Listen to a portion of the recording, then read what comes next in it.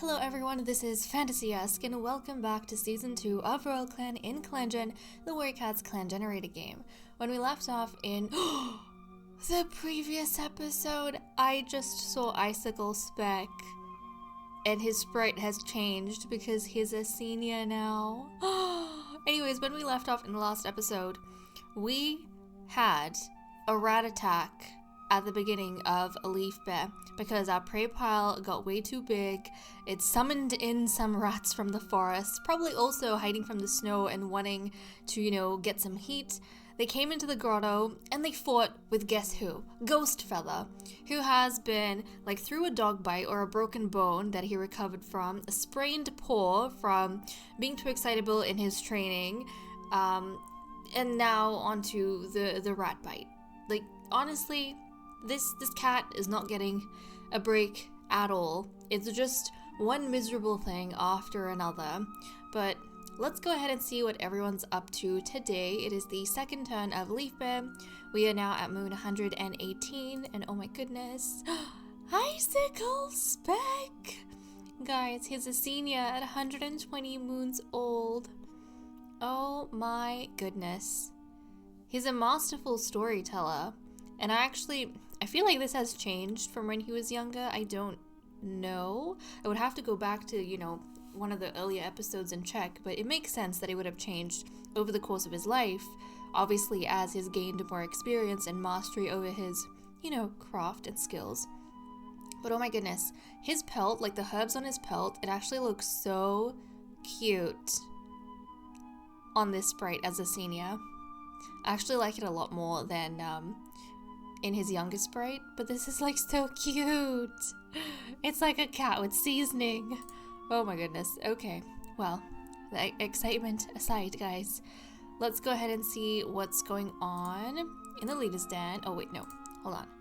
Leader's den. Okay, we have all of our alliances, and it looks like Rainstar is, recovered enough to be taking care of our own duties now. Let's take a look. Freckle no longer has white cough. Okay, wonderful. She recovered from that, even though I'm pretty sure it was a very deadly cough. But thankfully, we don't have to worry about her fading away from us. Freckle, our main character at this point, is persisting. Icicle Spec talks as he applies a strange paste to Ghost Feather's rat bite. He tells them that this will be a daily routine because it's become infected. So we got good news and then bad news. Not only did Ghost Feather get the rat bite in the last episode, but now the rat bite is infected. Great. Icicle had a bad fall while taking a walk through the territory, returning to camp sore and bruised. Oh, Icicle, and she is one of our retired elders. Thankfully, it's not bad enough that, she has to be curled up in the medicine cat den. Obviously, it doesn't affect any patrols, but still, she's old. Just the idea of, an old cat potentially, snapping their bones or pulling a muscle, it has me a little bit concerned. Okay, Queen Rainstar wakes one day after moons of numbness and feels as though the world is less dull. So yeah, our queen has finally recovered from the shock of... Whose death was it? Was it Quill Runner's death, or was it River? I think it was River Whistle's death, actually. So she's only just kind of overcome that grief. But other than Ghost Feather, it seems as though all the other cats are in good spirits. Let's check out the medicine den. Yeah, we have the rat bite and an infected wound. A running nose on Foxclaw, some soreness on Garlic Glow. Let's take a look at the log. Freckle was given Tansy as treatment for white cough, and then she recovered from that. Foxclaw was given Ragwort as treatment for running nose. Ghost Feather was given Burdock as treatment for rat bite. Yeah, the rat bite is still at risk of death. Queen Rainstar was given Juniper as treatment for grief-stricken, and then she recovered from that, and then Icicle Spec could not find any herbs this moon. That's okay, Icicle Spec. I feel like he needs a little bit of rest, He's been serving as the royal physician for a huge chunk of his life, actually, now that I think about it. And I'm also curious now. Oh, 8 moons. Shining Stripe, Freckle, and Bearpelt have 8 moons they need to get through. Only 8 moons. It's a handful of moons before they are going to be, guys, seniors, just like Icicle Spec. Now, isn't that going to be an amazing milestone? I think that would actually mark the first litter that has actually, across any of my clans, survived to seniority, who have like thrived, lived a full life. Not even one sibling gone. And I don't know if I should keep saying this in case, like, they get struck with bad luck or something, but it's important. I feel like I have to point this out. It's significant, Okay, let's take a look at relationships. Ghostfeather has to help Icicle Spec stop choking on a huge bone. Icicle Spec reassures Cinnamon Tail about something that was bothering him. Shining Stripe learns something new about a clanmate from Cinnamon Tail. Shining Stripe and Scorchpaw are assigned to the same task. Freckle poses a crazy theory to Ghostfeather and they chat about it for a while. Ghostfeather won't tell Freckle what's got him acting weird. Bearpelt sees Lotus Paw staring off into the distance. It's kind of creepy. Bearpelt, that's your own son. That's your own son and your apprentice. I mean, I know he's the invisible child, but still, you shouldn't treat him this way. Freezefur gives advice to Bearpelt. It's not good advice, but Bearpelt appreciates the effort. Inkfeather talks with Cinnamon Tail about some clan drama. What clan drama, I wonder? It's probably the whole Bearpelt and Lotus Paw apparently, not getting along too well. Inkfeather runs into Fiercetooth at the medicine den. They both have a tummy ache from two halves of the same prey. Foxclaw and Fiercetooth can always rely on each other, which is so cute. So these two, I mean, they fell in love in the last episodes. It's good to see that they're getting along quite well. Foxclaw is glad to have a clanmate like Scorchpaw. Ghostfeather tells Hemlock that there's so much to see in the world. I know, and he doesn't want to die from the rat bite. Linepaw uses one of Ghostfeather's fears against him. Linepaw? That is not nice. That is not nice. Isn't Linepaw the childish apprentice? I could totally imagine Linepaw maybe getting like a little, a pebble or something, pretending like it's a rat, fighting with the pebble, and then pretend dying because of the pebble bite. Oh, Linepaw. Oh, Linepaw. Yeah, that's probably not that nice because Ghostfeather is actually worried about dying and missing out on the world. Freezefur had a difficult conversation with Foxclaw and they now have a deeper understanding of each other. Freezefur has been spending time with Fiercetooth lately. Garlicglow compliments Lotus Paw on a skill he trained hard on. At least Garlicglow's recognizing him. Garlicglow notices Scorchpaw doing something generous. She actually has a very nice impression on a lot of the youngsters, which is sweet to see. Queen Rainstar and Fiercetooth, her daughter, debate about something interesting. They end up agreeing, some mother-daughter bonding. Queen Rainstar had Scorchpaw say something mean. Cinnamon Tail reassures Linepaw about something that was bothering him. Hemlock and Bearpelt debate about something interesting. They end up agreeing. Okay, so these two mates spending time together. Hemlock had Lotus Paw say something mean. I don't know what it is about poor Lotus Paw. I mean, I know he's bloodthirsty, but I feel like as the forgotten child, his parents are being a little bit too, I don't know, judgmental? They're jumping to conclusions without clarifying things with him, like his mother and his father. Hey. Fiercetooth notices Garlicglow doing something generous. Linepaw and Scorchpaw roll up moss balls together. Lotus Paw can't stop thinking about the strange joke Hemlock told the other day. Yeah, now he thinks his mother's weird for a joke she said. Hemlock reminds Scorchpaw to grab something from the fresh kill pile if she hasn't already. Look at the difference in her treatment of her sons. Scorchpaw's like her favorite son. He's the youngest and he's her favorite. And she's already being so nice to him and so attentive compared to Lotus Paw. Not nice. But okay, that is what we have for events. So let me wrap up over here and move on to the cat list. Okay, let's continue with our cat list. First up, we have a reminder of our loyalties. In terms of relationships, I noticed only a couple of changes worth noting. The first one was with Foxclaw, who has had a romance gain with Fiercetooth.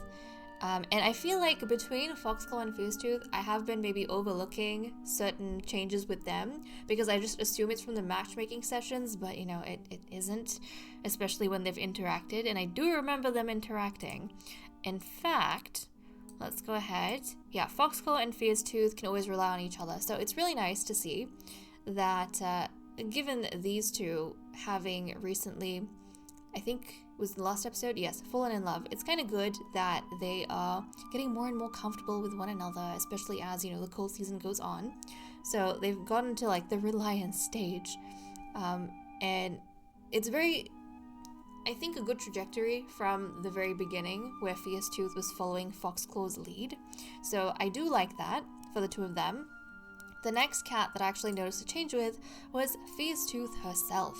So she has also had a romance gain with Foxclaw, obviously from that same interaction where they both have realized that they rely on each other quite a bit, although I think that was mainly from Foxclaw's side. But you know what, for Fierce Tooth it probably feels good to be relied on a little bit as well. And okay, that's what we have for these two. Let's take them to Inkfeather so we can have a nice matchmaking session between the two of them. Okay, and let's have a look. Platonic like and trust has increased, dislike has decreased. So definitely taking a break on the romance, but it's good that the two of them are feeling more and more like, you know, they are each other's family. Okay, so now let's go ahead and see what everyone's doing for the day. Queen Rainstar misses not having to work for her food each day. Hemlock is enjoying the sounds of nature. Icicle Spec is thinking of just the right way to ask another clan's medicine cat for herbs. Inkfeather is stricken after breaking a promise. Shining Stripe wants to critique Cinnamon Tail's fighting techniques. Freckle sorts the fresh kill pile from the most to least aerodynamic. Bearpelt just can't find anything appetizing on the fresh kill pile. Foxclaw took a nap in the clearing and woke up under a blanket of snow. Ghostfeather tries to set a good example for younger cats. Freezefur saw a yappy little dog today. Cinnamon Tail sneezes when a snowflake lands on his nose. Fierce Tooth is wondering if she's good enough. You are, Fierce Tooth. You are good enough. Lionpaw wants to go on a patrol. Scorchpaw saw a kitty pet sitting calmly next to a dog. Lotuspaw got startled by a squirrel. Garlic Glow concocts elaborate pranks. Okay, well, you probably shouldn't get too excitable given your injury and the bruises. But okay, let's go ahead and check up on our rankings for the youngsters. And Lionpaw is staying well ahead of his siblings. He has 45 experience. Lotuspaw has 38 and Scorchpaw has 37. So it kind of, yeah, feels like his siblings are quite a bit behind him. I mean, if they get lucky with the patrols they get sent on with their mentors, they might be able to surpass Lionpaw, but I feel like Lionpaw is, you know what? I think with Lionpaw, he has very, very good guidance with Fierce Tooth, and his personality probably works together very well with Fierce Tooth.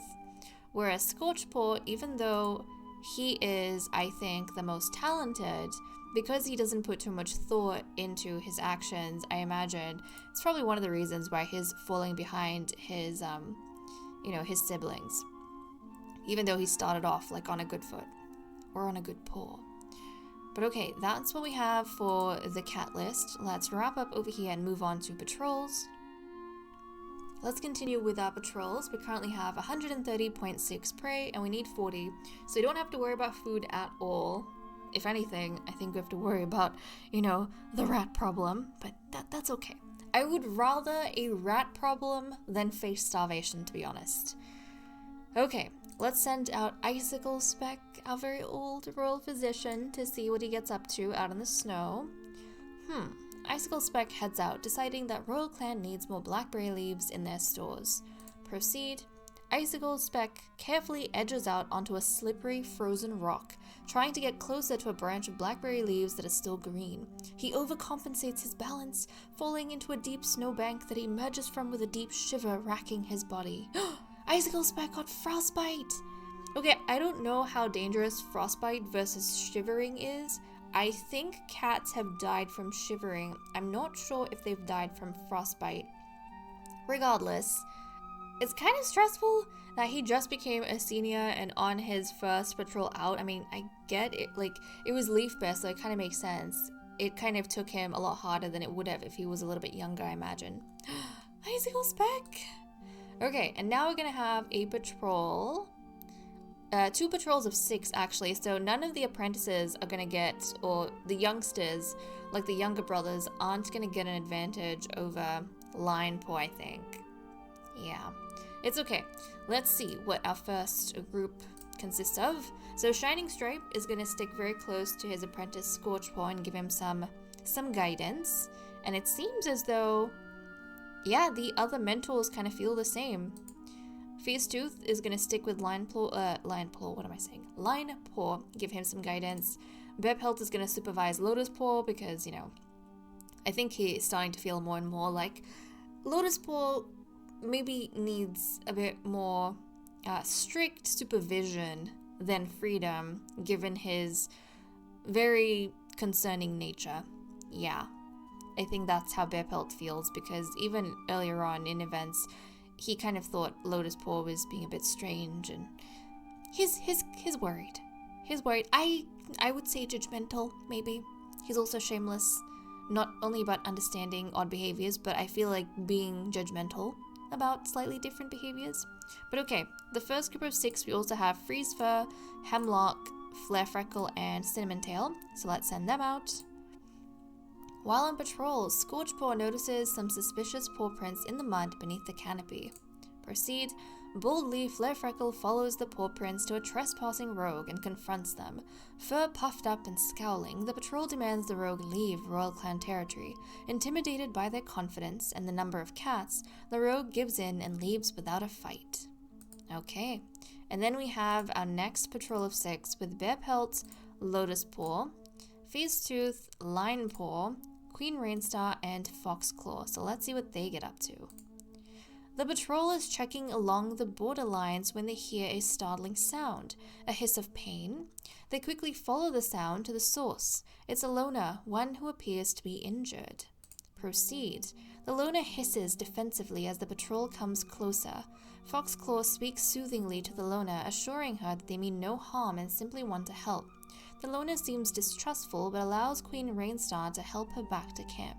Nightcat has joined Servant Clan. Okay, let's take a look at who this Nightcat is. She looks kind of cool and very much suits her name. So it's an adult female with yellow eyes, a masked pelt, confident and a good climber. She's got a torn pelt, but she is going to head over to Servant Clan. That is actually really cool. We have a whole heap of like females available to us now. Guys, do you remember all the way at the beginning of season 2 when we had like no available females and we were freaking out? Yeah, look at this. Look at this. We have such a good distribution of males and females for us to pull from, mainly females that we would need if, you know, we reach another kind of blockade with having too many boys, not having clan 1 females. Or if something happens to Fierce Tooth, we have really good backups in the in Servant Clan. So that makes me really happy and feel quite assured. Quite assured. It would be nice though if Fierce Tooth had if she had some daughters. Like that would be very nice. Even 1 daughter. But given how rare, and I didn't realize this, given how rare Flare Freckle and Fierce Tooth just are, you know, being the only 2 females that have kind of survived to any degree in the clan beyond like the first few moons of adulthood, it would be wonderful if Fierce Tooth gave us another little girl. But okay guys, with that said and done, I am going to leave off here. Thank you so much for watching. I hope you all enjoyed, and I will see you all next time. Bye bye.